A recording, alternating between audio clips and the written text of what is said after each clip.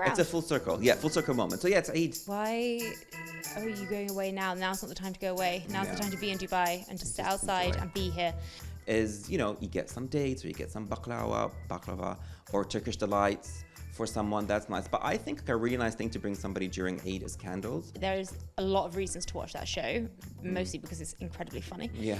But then the secondary is, there's like a lot of kind of like very lived experiences that he's sharing as kind of normal. Big news this week. Yeah, huge. Huge news.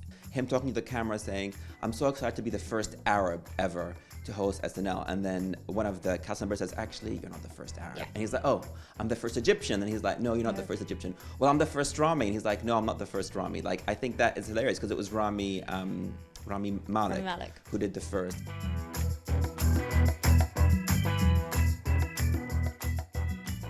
Hi everyone, today we'll be talking about Ramy Youssef's SNL appearance and how Eid is celebrated in the UAE and across the region.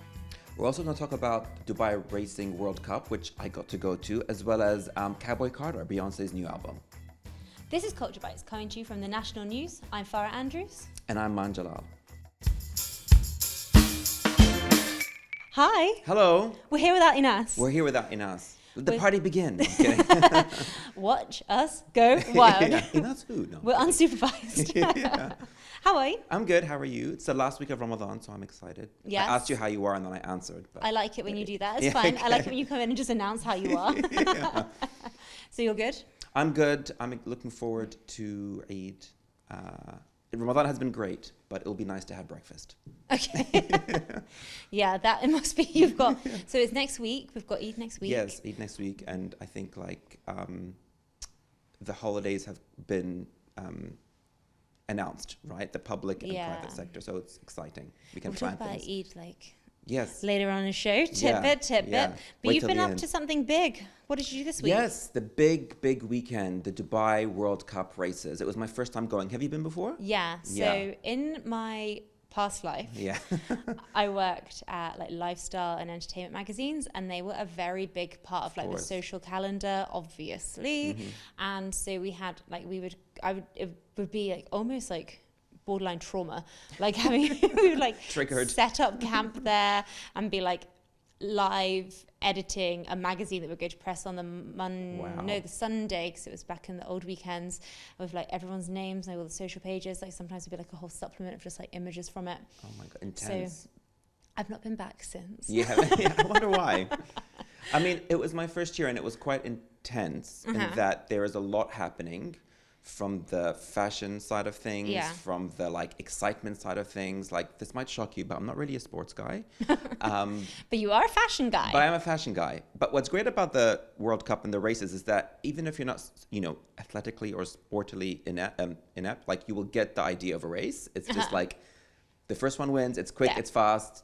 Not complicated. Horses go. Horses cross the finish line. Yeah. People are cheering. Exactly. So you kind of get excited, even though you have no dog in the race or whatever the phrase is. You just don't know what's going on, but you just get excited. So that's cool. Yeah. The vibe is very cool. And the fashion is interesting. Like, like horse racing fashion is all about the floors, the bright colors, the hats. Yeah. I mean, you have to be very strategic, I think, with that, or you'll look like a circus. But a lot of the people there were actually very, very well dressed. So there's like the style stakes competition. Yeah. Did you enter it? No, I didn't. I went a bit late because it was like Ramadan, and I broke fast at 6:30. Then I went, so I went a bit later. But I did wear a very nice pinstriped navy suit and a white shirt and a pink tie. So you're like, if I had entered it, I'd have crushed it. Yeah, I would have crushed it. But the light is very unforgiving in the horse race. Do you think? The big bright white lights, like if you're taking photos on your phone and you want to post on Instagram, like it's a bit, See, this is like the problem with Ramadan. Not that you miss golden hour. Yes, so exactly. If you're waiting until after iftar, then golden hour is not yours. But what I did notice that I loved people who really put effort in. I loved the couples who were like doing the matching thing. That's like really cool. I like people who took traditional outfits and like reinterpreted them a little bit. There was this woman wearing like a Kenyan traditional dress, but it was like very horse race theme as well, which was cool. And I love it when guys like go all out and think up all the details, the socks, the pocket square. Like, I like that. It's so cool. Like, we all came together and dressed nicely. How nice. No, it is. And it is definitely, because something about mainly Dubai, not for like the whole of the UAE, I always find that like wherever you are, you're never the most underdressed or the most overdressed in the room. There's always like, there's like basically no dress code rules. Yes, it's a range. But the Dubai World Cup does tend to be somewhere where people are kind of like, right, here's the dress code.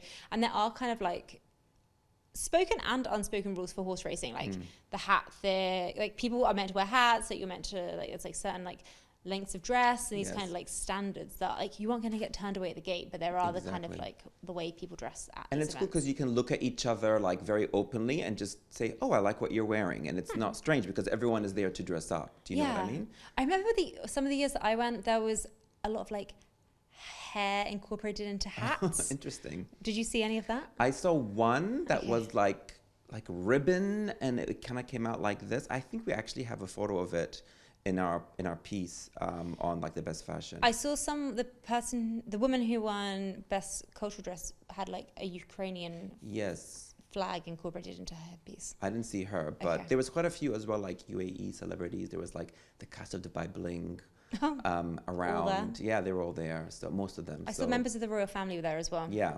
So it was a really cool place, and lots of families were just there with their kids. It's a really nice atmosphere. There's also, obviously, there's like tickets that are not super cheap, but then there's like at the very very front, these tickets are very affordable. They're very affordable. Under 50 dirhams. Yeah. So people can go and like who really care about horse racing can go and catch the races, which is obviously the point of it. It's not just about outfit spotting, isn't it? Okay.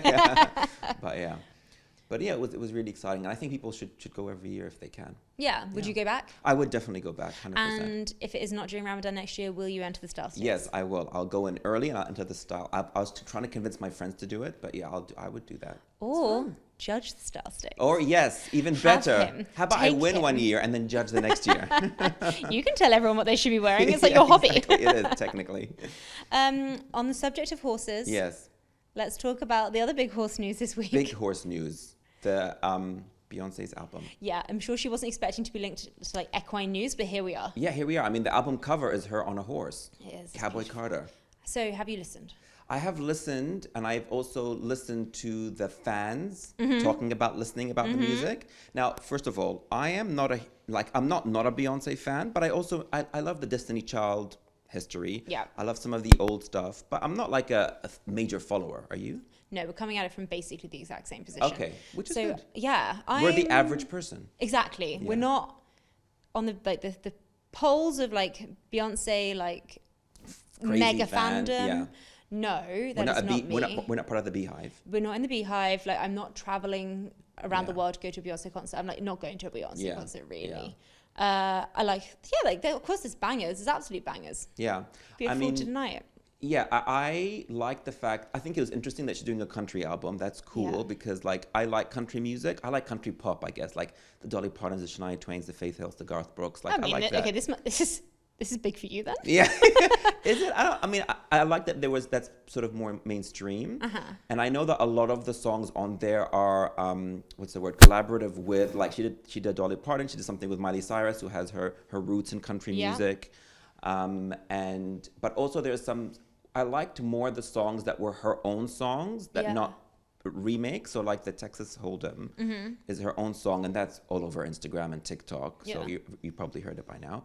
And I like that it's kind of linked to the fact that she's from Texas and her own country roots. And Beyonce always does that in her albums. There's like a personal narrative connection to all of the songs. So I think, so I've listened to it. I've listened to it all the way through a couple of times.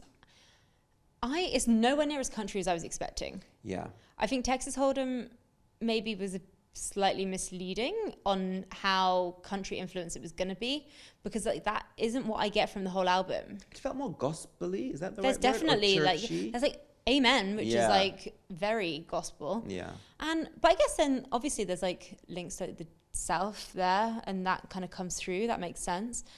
But No, it wasn't anywhere near as country as I was expecting. I think the country aspect of it as well is the branding and the visuals of it. Yeah. And like it's fun and it sort of positions it in a particular way. For sure. What people are saying is that it's going to be part of a trilogy. So I didn't know that. There's like, but this might be fan theory rather than like straight fact. But then there's like the kind of like repetition of the two eyes, like Roman numerals, all the way through. Like, have you noticed that in the song? So like, blackbird is spelled with two eyes, spaghetti is spelled with two eyes. So and then there's like the collaboration with Miley Cyrus is called Two Most Wanted, but it's like Roman numeral II Most Wanted. So what is the II significance? So two, I guess. Oh my God. If that's where, so then is like the next one going to be like Three Most Wanted, spaghetti with three eyes? Is that what they would do? Yeah. But like there obviously isn't going to be a spaghetti on the album, or is that? Maybe she's going to do like her other albums will be other genres, like Beyonce techno. Yeah, Beyonce so there was like, and there's rock, and like hip hop and dance and like the Renaissance was like is meant to be like the first in the trilogy. Oh right. Oh God. Oh yes. Okay, now it makes sense. Yeah. Not a numbers guy. But okay, yeah, that makes sense. Speaking of the Miley Cyrus thing, I think it's really cool that apparently they made sure they were not in the same place during the Grammys. They didn't interact during the Grammys, so none of the fans would ever think like, oh, they're working together. They just were completely separate during the Grammys. And I looked it up and I couldn't find any photos of them together. Isn't that interesting? It's so funny how the internet runs away with things though, because I've also read completely like on social media, there's probably no factual basis for this, that this is why fact checking is so important. Yeah, as journalists. Beyonce watched her Grammys performance and was like, yeah, I want you. And I was like, that's too fast for this turnaround. Yes. She was already on this, especially right? Beyonce, who was a meticulous entertainer in every aspect. I don't think she would just on a whim. Beyonce wasn't pulling this together last minute. No, not at all. And also I know that Dolly Parton like fully approved the Jolene song, you know, the Jolene song, which is like a very famous song. Did you like it? I wasn't a fan of Beyonce's Jolene song. So I've seen this interview with Dolly Parton years ago saying that the person she wants to cover it the most is Beyonce. Which like maybe is this like that could have been her planting the seed. She might have like manifested this. Because I don't think of this as a cover. It felt like more like a remake of the song. That song has been covered so much by so many people. It is a remake. It's not like the lyrics are completely different. The lyrics are feisty. Yeah, they're feisty and they're complete. And everyone's licking it to the Becky with the good hair. Yeah, 100%. That's what it is. Yeah. I've raised that man for 20 years. Woo! Yeah. Although, like, I have opinions about it that are, I feel like Jay-Z gets off too easy. Of course. We're not talking to Jay-Z in that song. We're talking to Becky, which is a shame. Which is a shame because, I mean, you know, one can argue Becky with the good hair is also a victim. Yeah. You know? Jay-Z, you're getting off too easy. Yeah. Maybe she should have, like, covered a different song that focuses on Jay-Z. Maybe. But it is powerful. Like, the song is, I don't dislike it. I don't dislike it, but I love the Jolene song. And I love all the covers. And I think it's such an amazing song. And the story behind when Dolly Parton wrote it is, like, so interesting. So to me, I'm like, oh, what's she going to do with this? And it was like, oh, it's like a... What would you call it? Not a revenge song, but more like a I'm gonna get you song. Yeah, kind of, yeah. So I was like, oh, okay. On the album, the prelude to it is Dolly talking. So it's just called Dolly P. And she is like, one of the things she's like, go get that girl with the good hair. Yeah. It's interesting because Dolly is like one of those people that she's everywhere. She's like sort of become this like such an icon for all musicians. And I love that combination. And that's what I love about Beyonce as an artist. She's so collaborative, even with her songwriting. She works with so many different people. She wants people's opinions on things.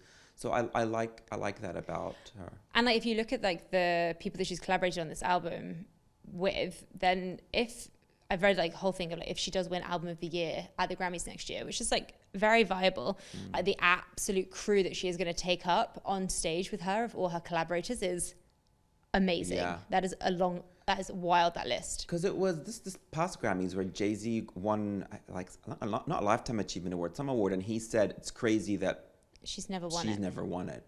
So, you know, they're really gunning for that. But I'm of the mentality of like, who cares? Like, she's the most famous. I believe that award ceremonies are becoming less and less relevant, to be honest. Yeah. So I just think like no one can stop talking about Beyonce right now. No, 100%. This album like literally like swept in the internet when it was released. Like in our editorial meetings last week, like there's a lot of things that are spoken about at the National that are incredibly pressing, but then it was like, and Cowboy Carter, and everyone had an opinion. And it only come out that morning and people had already listened to it all the way through. So that was like, as impressive. Have you got a favorite song on the album? I'm really cheesy. I mean, I really like the Texas Hold On. I told you, it's been stuck in my head all week. Yeah. It's good. And I like the song, I think the Amen song. Is it the Amen song? Yeah, Amen. So it's very gospel. It's very gospel. It's just, I mean, people always don't give Beyonce enough credit on her voice. I feel like they always... Are you joking? Yeah. I mean, no. Yeah, I'm joking. Yeah. I feel like people... What? They always think like, oh yeah, she's an entertainer, she's a dancer, she da-da-da. They always compare her to like Adele. I always feel like people always compare her to Adele or like the big vocals. But I feel like with that song, you can really hear her like the operatic element of her voice. Yeah, okay. Like, yeah, you know, Wendy Williams, like a couple of years ago, her show was on, she talked about how Beyonce can't sing and people went crazy and there was a lot of people agreeing with her. I mean, I don't think that because I know her from Destiny's Child and the amazing harmonies they did. And I actually saw Destiny's Child live in New Zealand years ago. And I was so shocked by how great she sounds live. And I just feel like it was nice to hear that. Yeah, like Survivor is definitely not a song I'm doing at karaoke. No. I'm not touching it. Yeah. Any Absolutely Beyonce song, not really. any Beyonce song. Yeah. The it's a cover, but Blackbird, so it's a Beatles cover. And at first I was like, what? Like, how does this fit in here? But that is beautiful. Yeah, it's a and that stunning has cover. been probably the song I've listened to the most on the album. And then the Miley collaboration, Two Most Wanted, that has been like in my head since I first listened to it. Are you a Miley fan? Am I a Miley fan? Yeah. Yeah. I like her music more so like towards obviously this end of her career. I wasn't there for the Hannah Montana years. Yeah. I don't think I would. Party in the USA, big for me. But yeah, I like Miley. Yeah, I like her as well. I like her like energy and her vibe. Yeah, I like her feistiness when she's like on stage, like I just want a Grammy. Yeah, that was hilarious. Like, good for you, Miles. But there's so many hilarious memes about when are we gonna get the sequel to Lady Gaga and Beyonce, because the end of the video to be continued. Like the biggest lie ever told. Yeah, biggest lie ever told. So it'll be interesting to see if this theory of the trilogy is correct, like who she'll be having in the third album. For sure. Like Lady Gaga, it'll have to be. Yeah. Yeah. 100%. But I'm interested to see how this will trickle down in a fashion sense, like this cowboy vibe, how it's going to end up affecting everybody. Like, are people going to be wearing cowboy boots, or a hat's going to be a thing? But this has become already a thing, like at every live concert now that you go to, like Harry Styles, Taylor Swift, like lots of other concerts that have been like tours that have been going on. Everyone's on the like cowboy hat hype. There's like lots of like those kind of like motifs that like trickle through and people's like apparel. But I think like when Beyonce does it, it just hits a way bigger. more mainstream. Yeah, so like next year we're just gonna see nothing but just like cowboy like denim. Denim, double denim. Oh no, Beyonce and Justin Timberlake's photo is gonna come back and haunt them. You know, the double denim. Oh my gosh, what a seminal moment. A beautiful like early noughties absolute moment. The thing I think, like the last thing about the album, because I'm not a Beyonce stan, and I've spoken to some of my friends who are Beyonce stans, and this is an album that they're kind of like apathetic with. Oh, really? Whereas I'm like, oh, this is like the most I've liked it. So I'm like, maybe this is an album that's like not for the Beyonce stan. Well, that's why I think like, why would you do an album, a country album, unless you're trying to like widen your reach and your artistic practice or your artistic whatever inclination and try and experiment. But you are, you know, as a result of that, gonna reach a complete different audience. 100%, completely different. But then there's like the argument that it's like the three different kind of like pillars of like the American music experience, which is interesting. I'm trying to remember. It's probably rock, maybe. Yeah, it would be rock.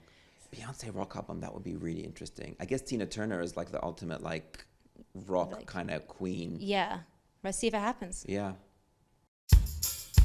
So there's big news this week. Yeah, huge news.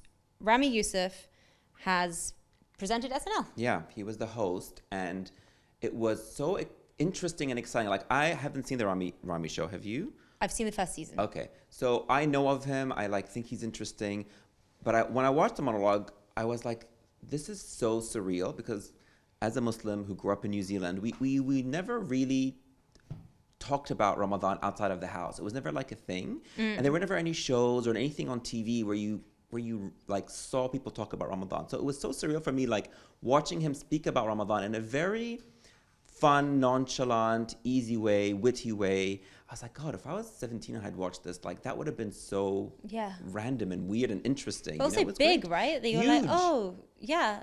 Everyone, like, there's a lot of people. There's a lot of people who practice, the holy month of Ramadan. Yeah. So from that aspect for me, like as a Muslim, I thought that was like so fascinating and interesting, and like we've come a long way over the past like 20 years when it comes to like talking about different religions on a mainstream show like SNL, which is huge in the US, and it's a live show as well. Yeah, enormous viewership. Yeah, and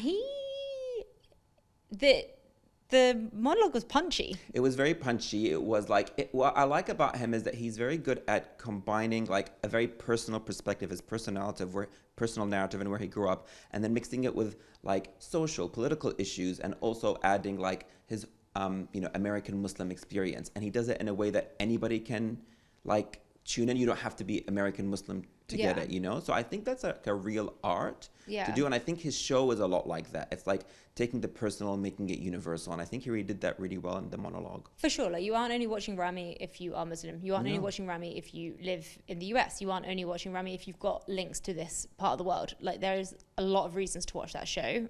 Mostly because it's incredibly funny. But then the secondary is, there's like a lot of kind of like very lived experiences that he's sharing as kind of normal.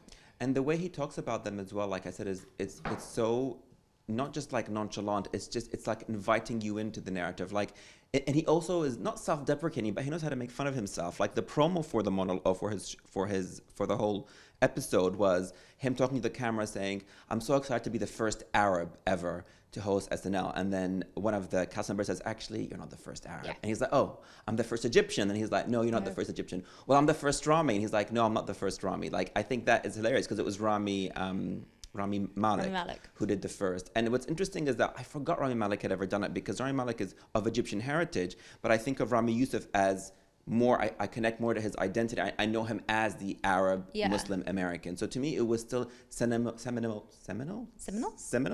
and an important like moment on TV in pop culture history. And so he kicked his monologue off with talking about Ramadan. He said it's an incredibly spiritual weekend. We're in the holy month of Ramadan, which is amazing. He also said it was a very spiritual weekend because Cowboy Carter was out.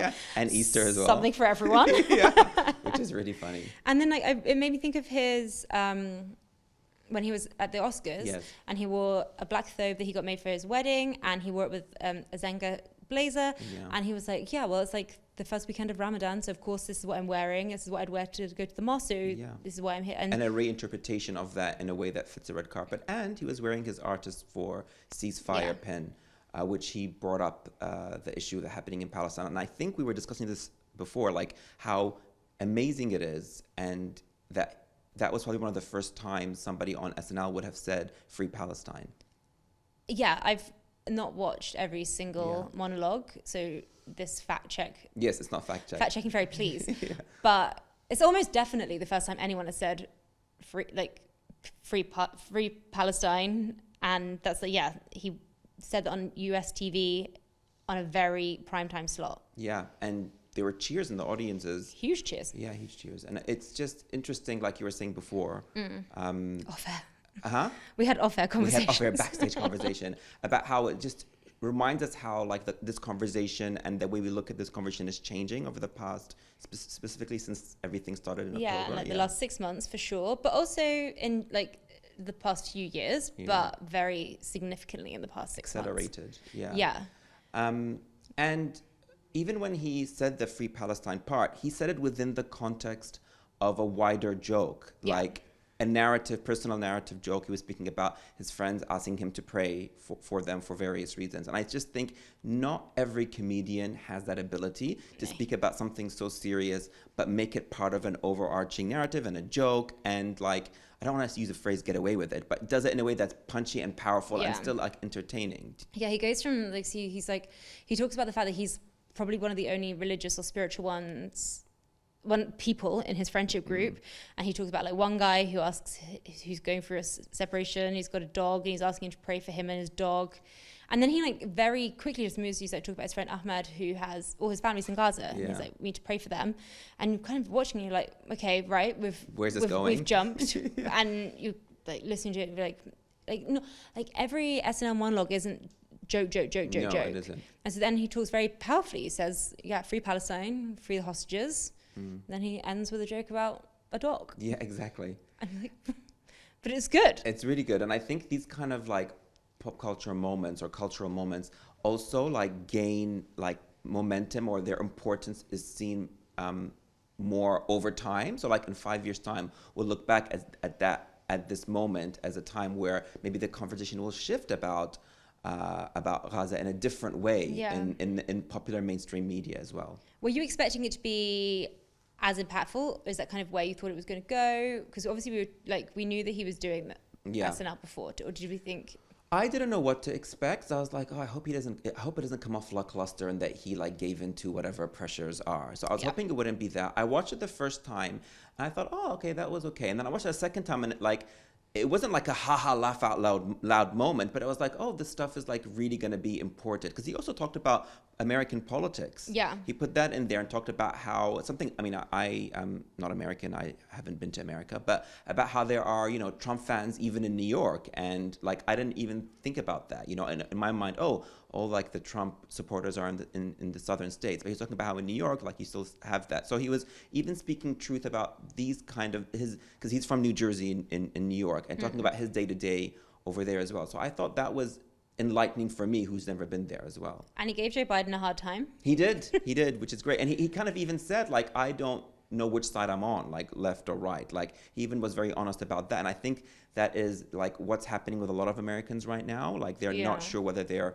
Biden or Trump. So I think he was really speaking about the moment in so many different ways, which is I think what a good comedian or like a monologue does. Like what's happening right now. These are the issues, and then adding that layer of funny to it. Yeah, for sure. And no, yeah, it completely worked. And so then towards the end, he mentions the fact that Eid is coming up. Yes.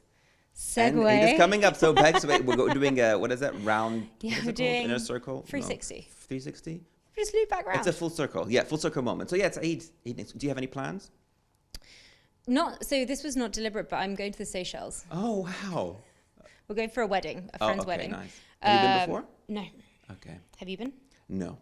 You don't like flying. I don't like flying. So you'll probably never go. I probably will never go.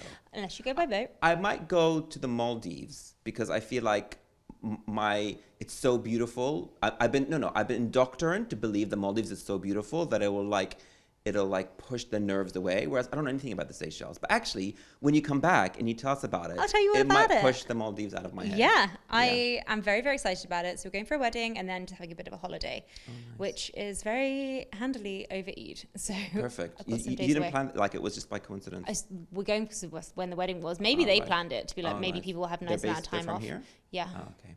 So my plans for Eid is to have breakfast and lunch and to spend time with my parents. My parents are moving back to New Zealand end of the year. So this is the last Eid I'll have with them in Dubai.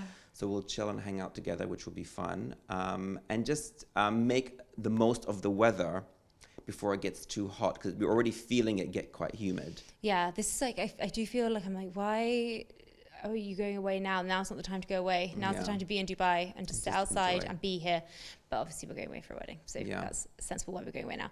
But the sunshine here is definitely time to be outside. So even though in Eid you visit a lot of friends and family, also try to go outside places, go to restaurants, because like I said, talk me through. So we are getting 4 days of holiday. Yeah.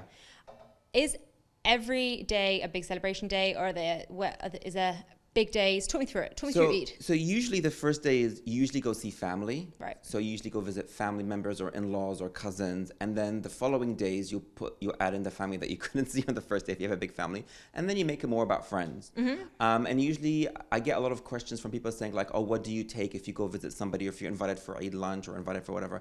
I just think keep it simple. The traditional stuff that you would get, traditional in inverted commas, quotation marks, is, you get some dates, or you get some baklava or Turkish delights for someone, that's nice. But I think a really nice thing to bring somebody during Eid is candles.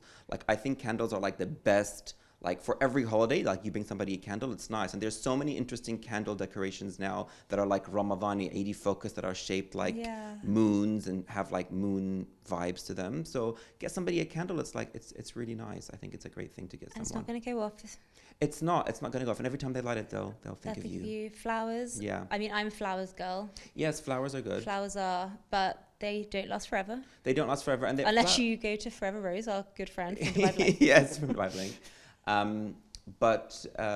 So candles, dates, baklawa, and also there's so many different ways. We have an article on this in the paper, which is great. There's so many different ways to say Eid Mubarak. I mean, we know of Eid Mubarak. Yeah. I mean, Eid Mubarak, which means, congratulations, Eid, or like happy Eid. Yeah. But another way to say that as well is Eid Saeed. And that's very easy because one of our colleagues is called Saeed. And I knew his name means happy. It means happiness. So it basically means happy Eid. So those are the two like easy ones.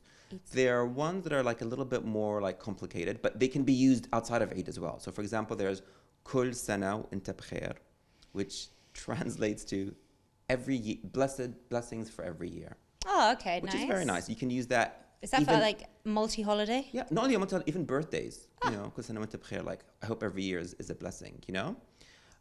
What else? Spanish for like felicidades, like it's just everything. It's is this for everything as well? Yeah. Oh, okay. So we have a few. We have one as well that's